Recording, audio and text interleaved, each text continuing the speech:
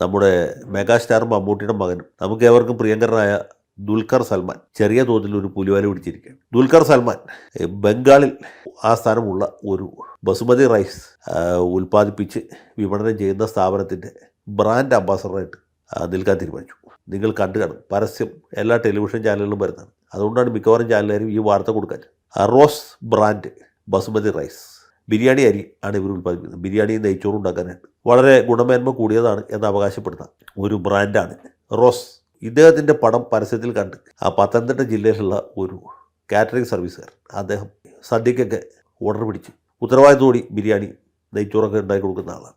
പുള്ളിക്കാരന് ഇത് വാങ്ങിച്ച് ബിരിയാണി ഉണ്ടാക്കി കൊടുത്തു. പുള്ളി പറയുന്നത് ശരിയാണെങ്കിൽ ചിക്കൻ ബിരിയാണി ഉണ്ടാക്കി, വെജിറ്റബിൾ ബിരിയാണി ഉണ്ടാക്കി. അല്ലാതെങ്കിൽ ഈ പറഞ്ഞ ഏതെങ്കിലും ഇൻഗ്രീഡിയൻസ് ഇതാണ് ഇത് സംഭവം ഉണ്ടായത് സംശയിക്കാൻ പറ്റും. പക്ഷേ അങ്ങനെയല്ല, അരിയിൽ നിന്ന് ഭക്ഷ്യവിഷബാധ ഉണ്ടായി.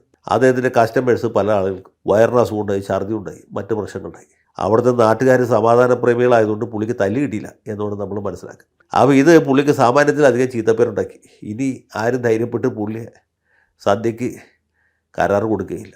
ഇതിന് ശേഷമാണ് പുള്ളി ഈ ബിരിയാണി റൈസിൻ്റെ ചാക്ക് പരിശോധിച്ചത്. അപ്പോൾ കണ്ടെത്തിയൊരു കാര്യം, അരി ഈ ചാക്കിൽ നിറച്ച ഡേറ്റുമില്ല, ഇതിൻ്റെ എക്സ്പയറി ഡേറ്റുമില്ല.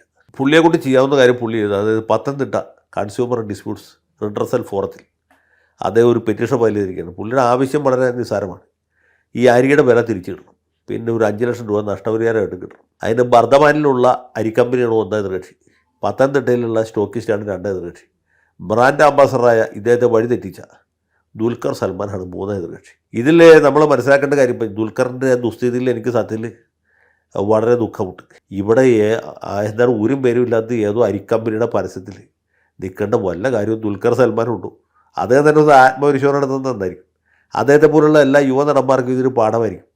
ഇനിയിപ്പോൾ ഇവർ വിട്ടു കഴിഞ്ഞാൽ അവർ നിവിൻ പോളിയോ അല്ലെങ്കിൽ ടൊവിനോ തോമസിനെയോ അതല്ലെങ്കിൽ നമ്മുടെ ഫഹദ് ഫാസിലിനോ ആ കാറ്റഗറിയിൽപ്പെട്ട ആരെങ്കിലും പിടിക്കും.